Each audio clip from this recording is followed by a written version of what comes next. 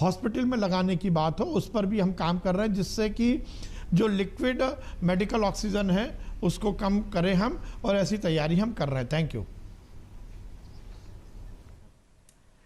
ठीक है, ये महत्वपूर्ण बात आपने कही है, और जिस तरह की खबरें आज महाराष्ट्र के नासिक से सामने आई हैं उससे सबक लिए जाने की भी जरूरत है, क्योंकि वहां पर 22 लोगों की मौत की खबर यकीनन बहुत ज्यादा अपने आप में दुखद हो जाती है। तो इसको लेकर चुनौतियां भी कई हैं। इन सब के बीच हमारे साथ पंजाब सरकार के स्वास्थ्य मंत्री बलबीर सिंह साधु जी इस वक्त हमारे साथ जुड़ चुके हैं। बहुत स्वागत है आपका साहब। और मेरा पहला सवाल आपसे यही है, कोरोना काल के इस दौर में क्या है आप लोगों की तैयारी, किस तरह की चुनौतियां आप देख रहे हैं, कमी कहां पंजाब सरकार इस वक्त महसूस कर रही है? विस्तार से अगर आप जानकारी दें और अपने राज्य के लोगों को आप आश्वस्त कर पाएं। बलबीर जी।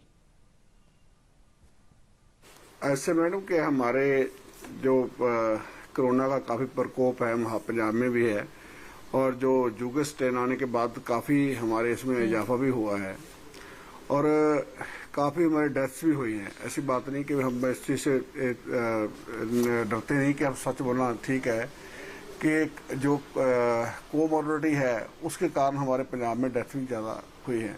और दूसरा जो पंजाब सरकार की तरफ से जो फैसिलिटी की बात है, जहाँ कोविड को रोकने की बात है, उसमें हमने हर तरह का अपना हीला बरता है कि हर तरीके से इसको कैसे रोकना है, चाहे वो मेडिकल तौर पे, चाहे ट्रीटमेंट की बात है, ट्रेसिंग की बात है, चाहे सैंपलिंग की टेस्टिंग की बात है, हर चीज़ को हमने प्रायोरिटी दी है।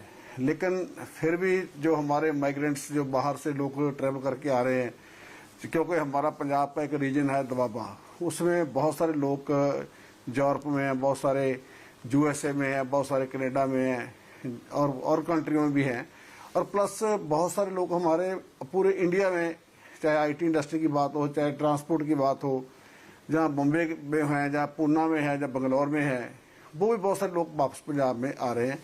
इसी कारण हमारे जो जुगल स्ट्रेन का जो बहुत ज़्यादा जहाँ पे असर रहा देखने को मिल रहा है, और जो पॉजिटिविटी है वो भी डे बाई डे काफ़ी बढ़ रही है जी। लेकिन सबसे अच्छी बात यह है कि हमारे पास जो बेड फैसिलिटी है प्लस लेवल 2 या लेवल 3 की, वो काफ़ी सफिशेंट है हमारे पास। और दूसरा जो मेडिसिन की बात है, मेडिसिन भी हमारे पास काफ़ी अच्छी सफिशेंट तरीके पे ज़रूरत है हमारे को डेली के लिए, वो पूरी हमारे पास इस वक्त है। और ऑक्सीजन भी ऑलमोस्ट हमारी पोजीशन नॉर्मल है, लेकिन जेकर ज़्यादा बढ़ता है तो हमारे को ऊपर भी ऐसा कोई प्रॉब्लम आ सकती है। पर जिस तरीके से हमारे जो लोग लगे हुए हैं उससे ऐसे लगता है कि कुछ दिनों में हम इसको कंट्रोल कर पा लेंगे। पर सबसे जो बड़ी बात है, जो सेंटर का जिसमें बहुत बड़ा रोल है, वो है वैक्सीन का।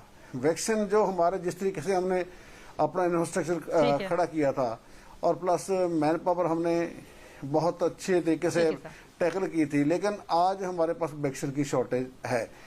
बलबीर सिंह सिद्धू साहब, आपने ये महत्वपूर्ण जानकारी दी है। ठीक है सर, मैं आपकी बातों को समझ गई, लेकिन इसी के साथ अब मेरा अगला सवाल आपसे ये है। देखिए, आप ये बता रहे हैं कि आपकी तैयारी यानी कि राज्य सरकार के तौर पर पंजाब पूरी तरह से तैयार है, लेकिन वहीं हफ्ते में एक दिन के लॉकडाउन का ऐलान भी आप लोगों की ओर से किया गया है। कल प्रधानमंत्री नरेंद्र मोदी ने अपने संबोधन में स्पष्ट तौर पर उनकी ओर से कहा गया था कि बहुत जरूरी हो तभी आखिरी विकल्प के तौर पर लोग इसको अपनाएं। तो इस पर क्या है टिप्पणी आपकी सिद्धू साहब? देखो, बात ऐसे है, मोदी साहब कुछ भी कहें, आज रामनवमी थी, हमारे मंदिरों में बहुत सारे रिलीजियस हैं, बाकी नवरात्रे हैं, उसी कारण बहुत बड़े पद्धर पे जो क्राउड होना था, ठीक है। उसी कारण चंडीगढ़ ने जो फैसला किया वही सेम हमने लागू किया उसको, कि चंडीगढ़, मोहाली या पंचकुला ट्राई सिटी है, इसमें कुछ भी कुछ ज़्यादा आपस में डिफरेंस नहीं है, ज़्यादा डिस्टेंस नहीं है, और लोगों को आपस में मिलना जुलना, प्लस जो शादी जब सोशल फंक्शन है उसमें मिलना जुलना रहता है, तो इसी कारण हमारे स्प्रेड होने के ज़्यादा चांस होते हैं। तो हमने इसलिए आज इसको कर्फ्यू लगा दिया उसी पैटर्न पे जैसे चंडीगढ़ में वैसे ही पंजाब में लगा। लेकिन जो वीकेंड की बात है उसमें क्या है कि वीकेंड पे पंजाब में हमने सिर्फ एक दिन का कर्फ्यू जो है, उससे क्या है कि हमारे जो पंजाब का कल्चर है, जहाँ कोई शादी करता है उसमें 400-500 लोग, जहाँ कोई इवन कोई दुख का समय है उसमें बहुत सारे लोग शामिल होते हैं। उसके लिए हमारे को थोड़ा करना पड़ा कि लोगों को कैसे बचाना है, एहतियात कैसे बरतना है, उसी कारण जो हमें को लॉकडाउन की जरूरत पड़ी है। ठीक है,